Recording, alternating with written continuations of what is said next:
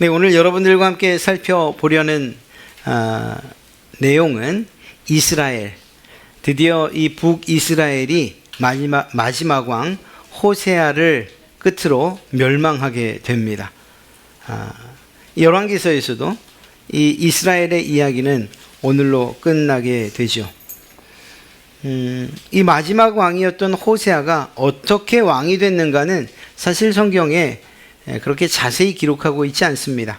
다만 우리가 지난 열왕기하 15장 30절에서 살펴봤던 내용이 전부인데, 우시아의 아들 요담 제20년에 엘라의 아들 호세아가 반역하여 르말랴의 아들 베가를 쳐서 죽이고 대신하여 왕이 되니라. 이게 전부예요. 그러니까 반역을 했다는 것, 그리고 또 이 호세아에 대한 평가가 여호와 보시기에 악을 행하였지만 다만 그전 이스라엘 여러 왕들과는 같이 아니하였다라는 나름 약간 괜찮은 그런 평가를 받고 있는 정도입니다. 그런데 우리가 이런 이야기들에 마치 퍼즐을 맞추듯이 이런저런 이야기들을 이렇게 쭉 살피다 보면 이 호세아가 왕이 되는 과정들, 그리고 그 배경들을 통해서 어떤 마음으로 왕의 자리에 올랐는지, 이것 정도는 우리가 좀 유추해 볼 수 있을 것 같습니다. 여러분, 베가가 바로 이 호세아 바로 앞전에 왕이었지 않습니까? 베가라고 하는 왕. 그런데 이 베가가 무슨 일을 했는가? 이스라엘의 왕 베가가 아람의 왕 르신과 함께 연합을 해서 아수르라고 하는 당시의 가장 큰 나라 아시리아라고 하죠. 아시리아를 공격하기로 합니다. 그러면서 유다 왕에게도 도움을 요청했는데 유다 왕은 거절하고 유다 왕이 오히려 아수르 편에 붙지요. 아수르와 유다, 이스라엘과 아람, 이스라엘과 시리아, 이렇게 구도가 그려집니다. 그런데 사실은 이 아시리아가, 이 아수르가 이 시대에 가장 강력한 나라였기 때문에 이 두 나라의 연합으로도 이길 수가 없었습니다. 그러다 보니 지난주에 살펴봤던 것처럼 이 아수르에 의해서 아람, 시리아의 다마스커스, 다메섹이 그냥 너무 쉽게 침공을 당하고 맙니다. 거의 초토화되고 그리고 잿더미처럼 되다시피 해버리고 말지요. 자, 아수르의 입장에서 아람을 쳤으니 그 다음에는 누가 남았습니까? 그들과 연합해서 공격했던 바로 북이스라엘이 남은 거죠. 북이스라엘이 공격당할 차례인 것입니다. 이런 상황에서 이 호세아가 나름 나라를 위해서 취한 조치가 바로 이것이 아니었겠는가. 무슨 말인가 하면 이스라엘이 아수르에게 멸망당하지 않을 수 있는 유일한 조건이 있다면 그것이 무엇일까요? 아수르 편에 붙는 거죠. 자신들을 공격할 아수르 편에 붙는 거예요. 그래서 조공 바치라면 바치고 또 하라는 대로 하면, 그러면 적어도 이 아람처럼 정말 완전히 박살나는 일은 없지 않겠는가, 이런 생각을 해봅니다. 그런데 그 당시에 베가는 반아수르 정책을 취했던 사람이죠. 그러니까 이 베가를 처치할 수밖에 없었던 거예요. 호세아가 베가를 처치하고 반아수르에서 친아수르 정책을 취하게 됩니다. 그래서 아수르 편에 붙게 되는 거예요. 그러니까 이런 정치적인 구도로 볼 때 호세아가 취할 수 있었던 가장 좋은 방법이었다, 이렇게 이야기해도 틀리지는 않을 것입니다. 물론 이것이 호세아의 생각에서만 옳은 것이었어요. 더 정확한 그리고 더 분명한 해답이 있었음에도 불구하고 호세아가 선택한 것은 아수르의 편에 붙는 것, 이것이었죠. 그렇게 해서 이스라엘은 잠시 동안 아수르의 침공으로부터 살아남을 수 있었습니다. 당시에 말씀드린 것처럼 아수르는 정말 초강대국이었습니다. 아수르 왕이었던 디글랏벨레셀 3세가 했던 일이 무엇인가 하면 자신의 군대를 정비해요. 군대를 개혁해서 아수르의 군사력을 아주 크게 증강시켜 놓습니다. 또 뿐만 아니라 자기에게 도전하려던 지방 세력들을 정리하고 그리고 행정개혁을 통해서 아수르를 굉장히 강한 강국의 반열에 올려놓지요. 무엇보다 이 디글랏벨레셀이 추진했던 정복 정책은 이주 정책이었습니다. 그래서 예를 들어 어느 한 나라를 가면 그 지역에 있는 성읍 전체를 다른 나라와 함께 이렇게 아주 바꾸는 겁니다. 왜 그랬을까요? 반역하지 못하게. 자기들끼리 의견이 맞고 뜻이 맞는 사람들이 있으면 계속해서 반역을 하잖아요. 그러니까 아예 이주 정책을 씁니다. 이후에 말씀드리겠지만 사마리아도 이 아수르에 의해서 멸망당한 다음에 사마리아 성에 있던 사람들이 다른 나라로 또 다른 이방 사람들이 사마리아 성으로 돌아옵니다. 여긴 두 가지 효과가 있는데 말씀드린 것처럼 첫째는 반역을 꿈꾸지 못하고요. 두 번째는 혼합 종교가 되어버립니다. 혼합 민족이 되어버리고 맙니다. 그러니까 이 혈통으로도 엉망진창이 되고요. 더더군다나 이때 가장 중요했던 것이 무엇이겠습니까? 종교였는데 특별히 사마리아 성 그래도 하나님의 백성이었기 때문에 하나님을 신앙하려고 하는 사람들 있었지만 그조차도 이제는 이러한 이주 정책을 통해서 이방신들을 섬기는 나라가 되어버리고 말았습니다. 그래서 사마리아 성은 마치 이방인처럼 취급당했어요. 그때부터 이 마지막 멸망으로 인한 아수르에 의해서 멸망당한 이후에 이스라엘 사람들, 그래서 예수님 시대에도 사마리아 성은 엔간하면 통과해서 가지 않죠. 아예 피해서 가죠. 이방인처럼 취급했습니다. 완전히 다른 그러한 이방 나라처럼 그렇게 취급을 했던 것입니다. 어찌되었거나 이런 방식으로 이 디글랏벨레셀이 그 정복 정책을 썼고 그리고 그러한 이유 때문에 조금도 힘을 써볼 수 없는, 그러다 보니 점점 강해지는 것은 아수르라고 하는 나라인 것이죠. 이렇게 다메섹 즉 아람을 함락시키고 그리고 이스라엘의 항복까지 받아낸 이 아수르의 디글랏벨레셀은 얼마 지나지 않아서 진쳤던 이 아람 다메섹으로부터 급하게 군대를 철수하게 됩니다.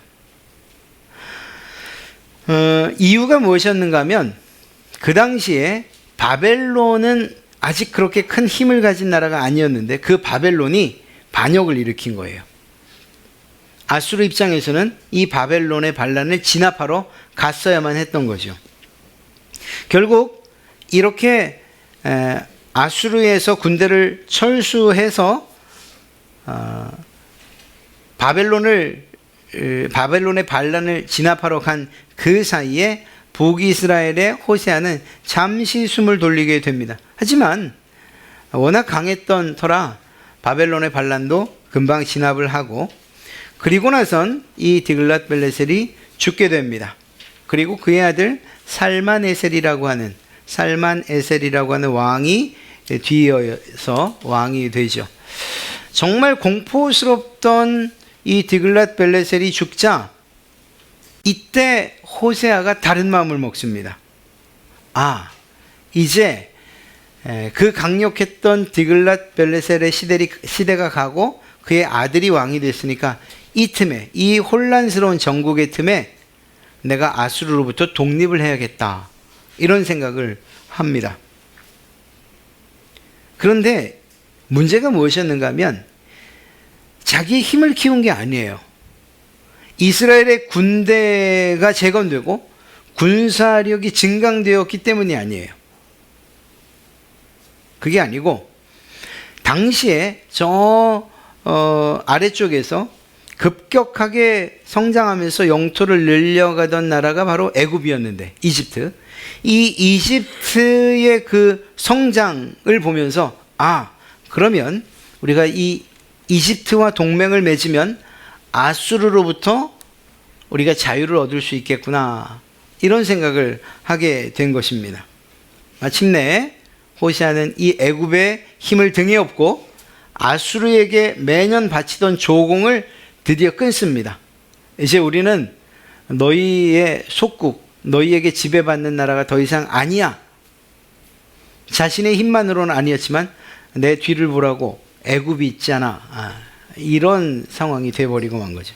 그런데 얼마 지나지 않아서 이 애굽이야말로 종이 호랑이 같은 존재구나 라는 사실을 호세아가 깨닫게 됩니다. 그렇게 성장하는 것 같았지만 그런데 여전히 아수르를 감당해낼 수는 없었던 거예요. 아수르의 힘이 너무나도 막강했던 것이죠.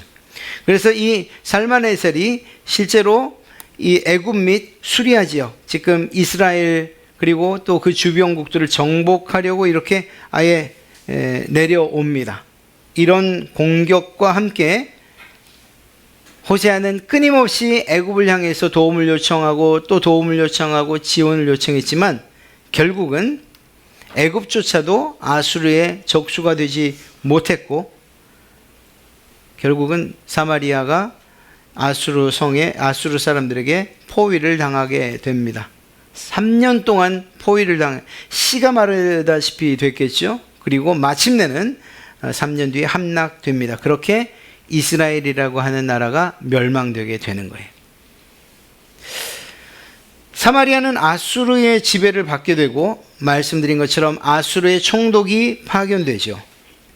그리고 지금까지 호세아가 바치지 않겠다고 했던 그 조공들 역시 예전처럼 똑같이 아수르의 조공을 바쳐야만 하는 그런 상황이 되어버리고 맙니다. 영토는 턱없이 줄어들었고 말씀드린 것처럼 백성들은 아수르의 포로로 끌려서 잡혀갈 수밖에 없었고 반대로 사마리아 성에는 이방 사람들이 와서 살게 되어버린, 그냥 단순하게 전쟁에 진 것이 아니라 이 혈통까지도 완전히 섞이게 되는 그러한 패배를 맛보게 된 것입니다.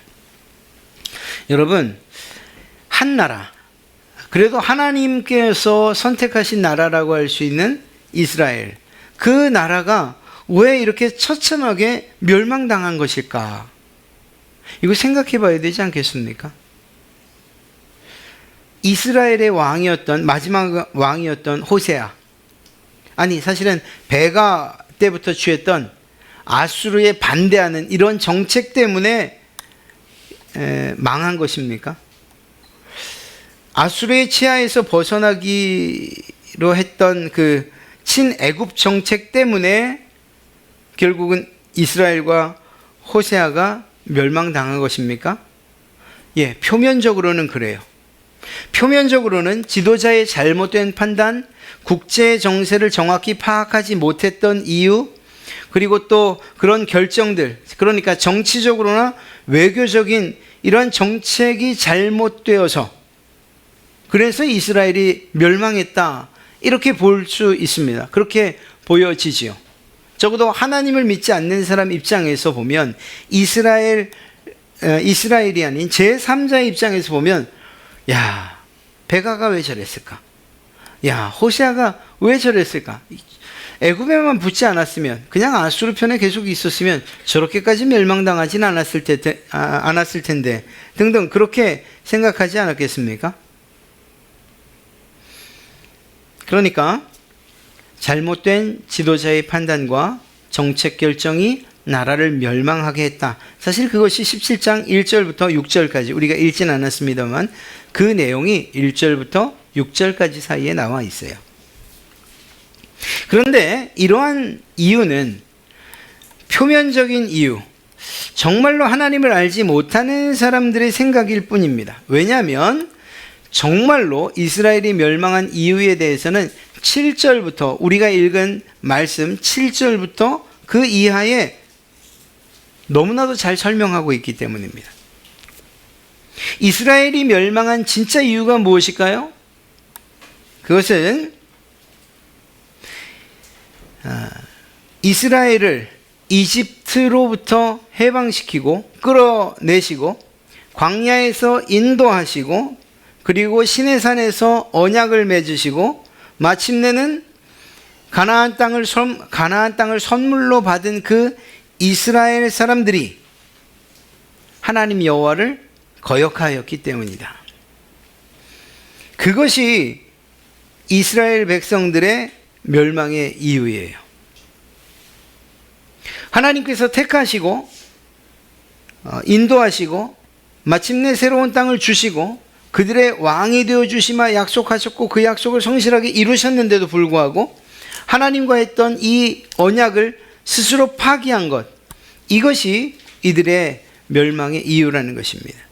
7절 말씀인데요, 이 일은, 즉 이스라엘 백성들이 멸망한 이 일은 이스라엘 자손이 자기를 애굽 땅에서 인도하여 내사 애굽의 왕 바로의 손에서 벗어나게 하신 그 하나님 여호와께 죄를 범하고 또 다른 신들을 경외하며 이것으로부터 시작되었다라는 것입니다. 하나님을 어떻게 거역했는가? 그것에 대해서 계속 이야기하고 있는 거예요.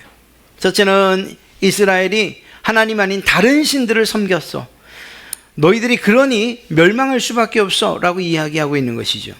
또 8절에서 말하는 것처럼 가나안 사람들의 풍습과 관습을 따랐다고 이야기합니다. 그렇게 하나님을 거역했다고 하는 거예요.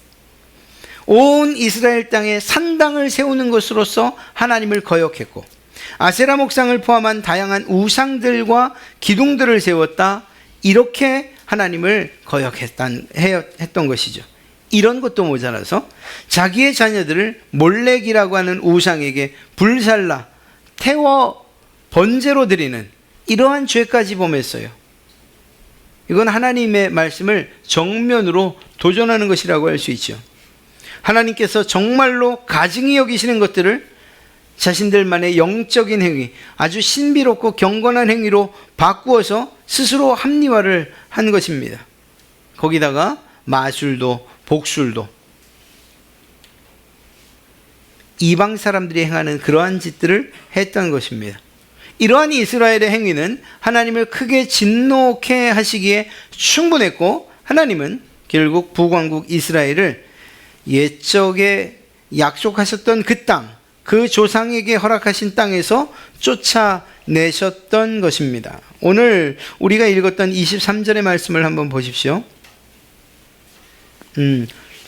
18절부터 보면 여호와께서 이스라엘에게 심히 노하사 그들을 그의 앞에서 제거하셨다 이렇게 표현하고 있습니다. 하나님 앞에서 그리고 약속한 땅에서. 23절의 말씀을 보면 여호와께서 그의 종 모든 선지자를 통하여 하신 말씀대로 드디어 이스라엘을 그 앞에서 내쫓으신지라 약속의 땅에서 내쫓았다라고 이야기하고 있어요. 하나님의 말씀 그리고 또 그분의 명령을 거역한 그 결과가 결국 이스라엘의 멸망이었고 약속의 땅에서 쫓겨나는 하나님께서 쫓아내시는 이러한 결과로 나타났다라는 것입니다. 또 다른 멸망의 원인을 성경은 한 가지 더 이야기하고 있습니다. 우리 생각해 보면 그건 당연한 일이에요. 무슨 말인가 하면 이스라엘 백성들이 이렇게 죄를 범할 때 하나님께서 그들을 그냥 내버려 두셨겠습니까? 그래 너희 갈 때까지 한번 가봐라. 하여간 맞을 때 엄청 심하게 맞을 줄 알아라. 이렇게 내버려 두셨겠습니까? 아니요. 그렇지 않아요. 오늘 말씀을 보면 그리고 또 우리가 선지서를 보고 이스라엘 역사를 보면 백성들뿐 아니라 왕들이 정말 하나님의 뜻에 불순종할 때마다 하나님의 선지자들을 보내셨어요. 선견자들을 보내셨어요. 그래서 하나님께서 지금 어떤 말씀을 하십니다. 어떤 뜻을 품고 계십니다. 당신은 지금 어떤 일을 하면서 하나님께 거역하고 있는 것입니다. 하나님 그분의 마음을 더 이상 아프게 하지 마십시오 등등. 이스라엘 백성들 특별히 왕들이 하나님의 말씀에 불순종하고 거역할 때마다 선지자들을 보내셨고 선견자들을 보내셔서 그들에게 충고하셨고 또 경고하셨어요. 그것이 그들에게는 정말 듣기 싫은 이야기였겠지만 그러나 나라가 살 수 있는 유일한 방법이었던 거죠. 하나님의 말씀에 순종했더라면 말입니다. 이런 방식으로 하나님은 끊임없이 참으시면서 이스라엘을 살리기 위하여서 이러한 일들을 하셨는데, 그런데 이스라엘 백성들 그리고 그 왕들은 하나님의 이러한 경고를 철저하게 무시했던 것이죠. 한 번에 그치지 아니하시고 지속적으로 계속적으로 선지자를 보냈음에도 불구하고 오히려 거짓 선지자가 더 득세하는 일들이 일어났어요. 하나님의 선지자 그리고 하나님의 말씀을 선포하는 그들을 옥에 가두기도 하고 뺨을 때리기도 하고. 우리는 이스라엘 모든 통치 기간 중에 선지자들이 늘 함께 있었다는 사실을 알고 있습니다. 그리고 이 선지자들은 자기의 뜻을 전한 것이 아니고 하나님의 말씀과 하나님의 뜻을 전했던 것이죠. 그들의 일이 그것이었기 때문입니다. 하나님께서 반복되는 이스라엘의 죄악들을 오래 참으시고 또 인내하시고, 그러면서도 그들을 죄의 길로부터 벗어나게 하시기 위해서 선지자들을 계속 보내서 경고하셨던 것입니다. 하지만 그 결과는 정말로 헛되고 또 헛됐던 것이죠. 23절의 말씀을 보면 한번 읽어드렸던 것처럼 여호와께서 그의 종 모든 선지자를 통하여 하신 말씀대로, 선지자를 통해서 하신 말씀대로 이스라엘 백성들 그들은 결국은 내쫓김을 당하게 되었다라는 것입니다. 선지자들은 불순종으로 인한 이스라엘의 최후에 대해서도 이미 열왕기상 14장에서 벌써 밝히고 있었습니다. 14장 15절 말씀을 보면 여호와께서 이스라엘을 쳐서 물에서 흔들리는 갈대같이 되게 하시고 이스라엘을 그의 조상들에게 주신 이 좋은 땅에서 뽑아 그들을 강 너머로 흩으시리니 그들이 아세라상을 만들어 여호와를 진노하게 하였음이니라. 하나님께서 이스라엘을 약속한 땅에서 뽑으시겠다고, 좋은 땅에서 뽑아 흩어버리시겠다고 이미 말씀하셨잖아요.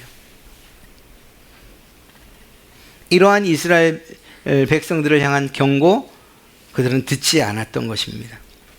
그리고 앞서 말씀드렸던 그러한 죄악들을 범했고, 그것은 오늘 우리가 읽은 성경에서는 하나님을 경노케 했다라는 표현으로 기록되어 있습니다.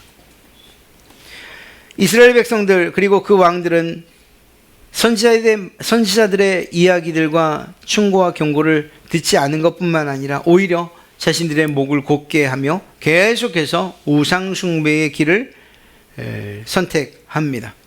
선지자들의 경고를 무시하면서 불신앙을 선택한 것이죠.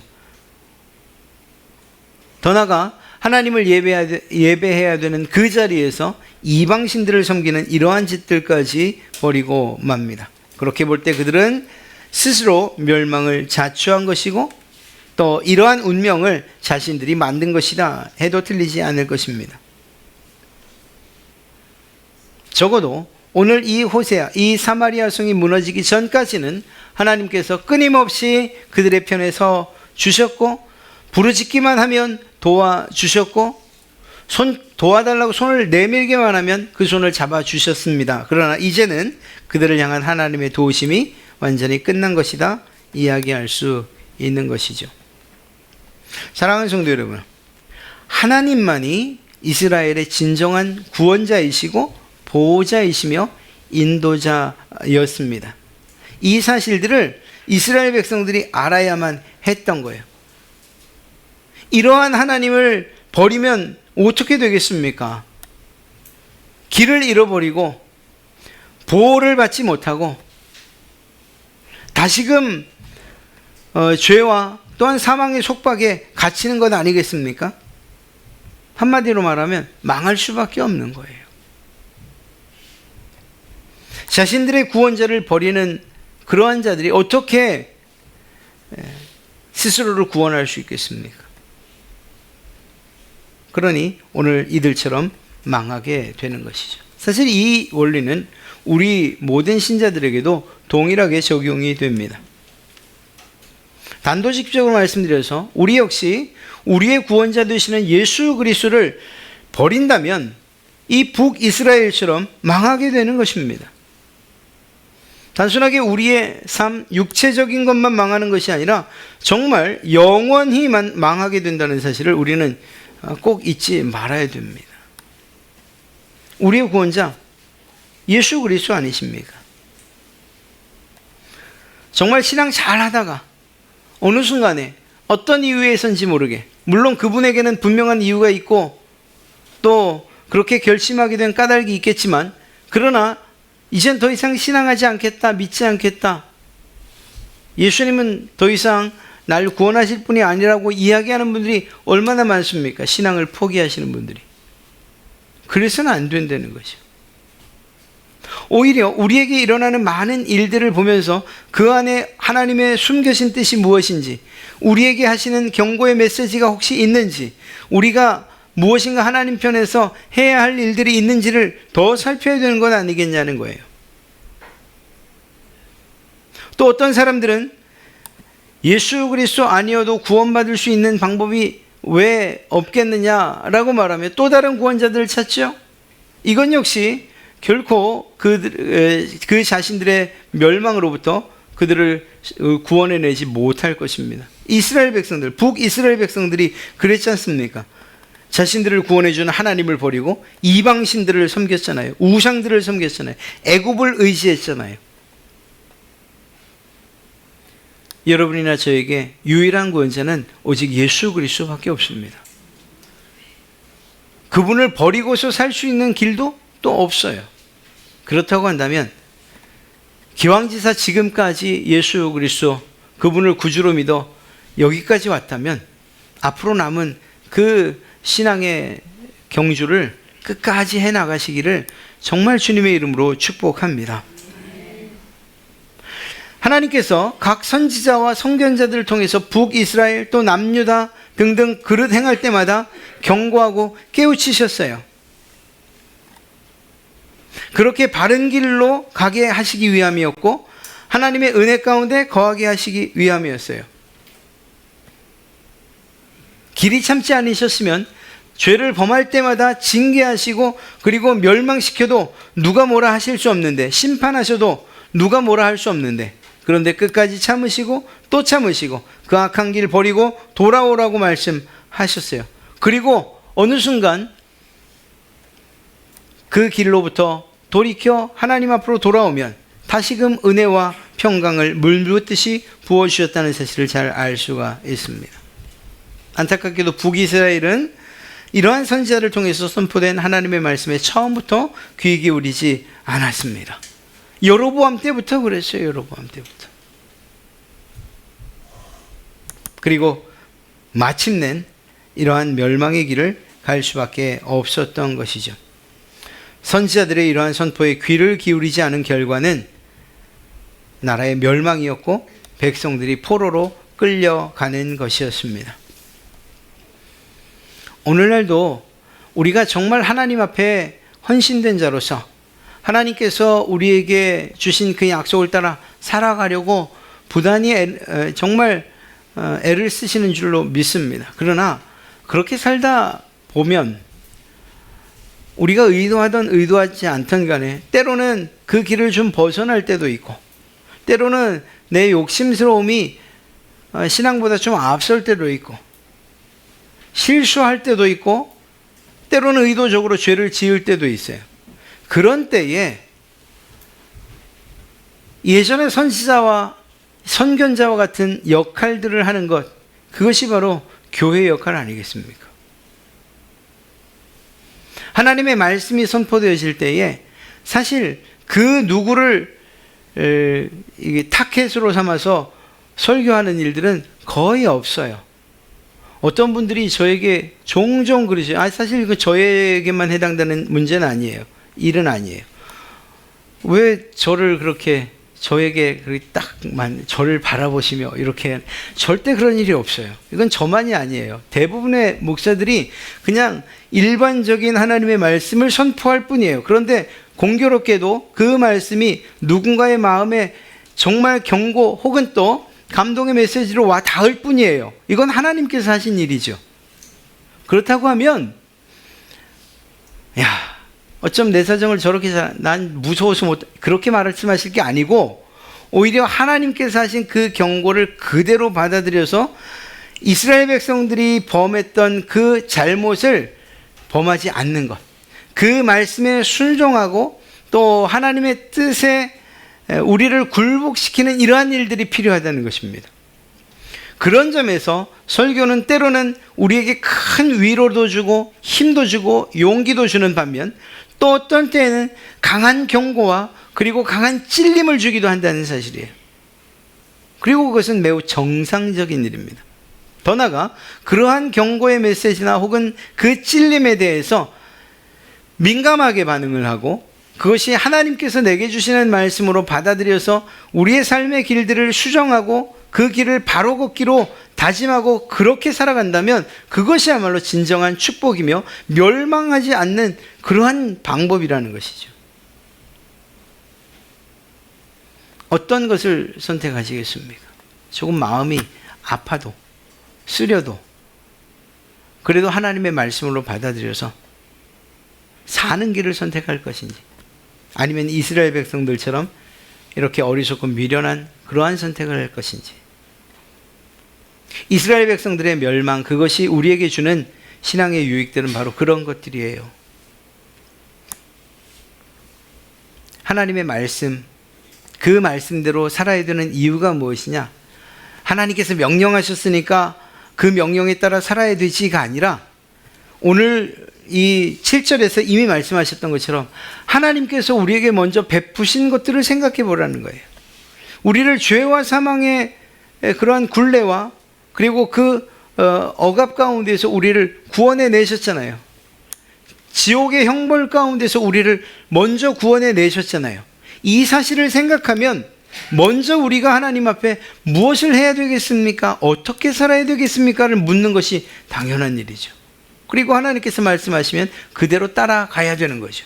그렇게 따라가다 보니 때로는 내 욕심이 또는 내가 땅에 발을 붙이고 살다 보니 죄를 범할 수도 있고, 그때 주어지는 하나님의 경고의 메시지 그것 역시 나를 살게 하시려는 말씀으로 받아들여서 순종해야죠. 그것이 사는 길입니다.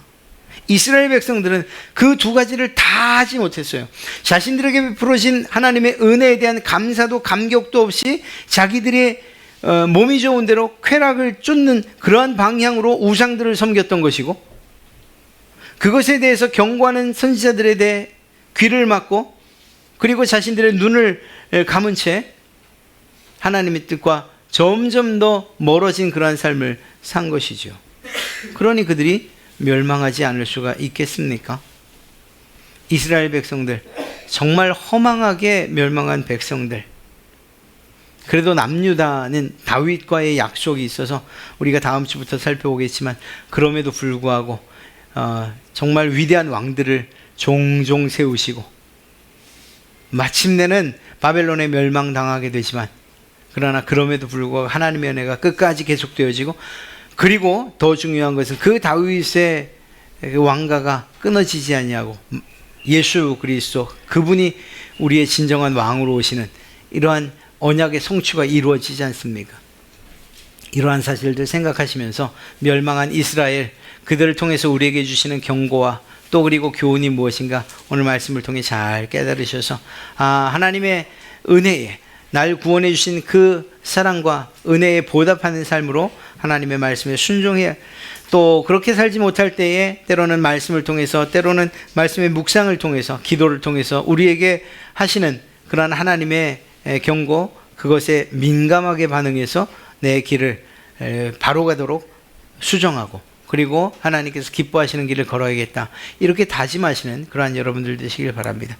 그렇게 할 때에 우리가 하나님만을 의지하게 되는 것입니다. 사람 찾아다니면 결국 실망과 절망만 더욱 커지지 않겠습니까? 오직 하나님만 바라보며 하나님께서 주시는 답으로 인해서, 또 그분께서 우리에게 주시는 그 승리를 통하여서 우리가 복된 삶을 살게 될 줄로 믿습니다. 다음 한 주간도 주님과 함께 그분의 뜻에 순종하고, 더 나아가 그분의 말씀에 민감하게 반응하고 작용하여 주님의 은혜와 복을 누리시는 그러한 여러분 되시기를 주님의 이름으로 축복합니다.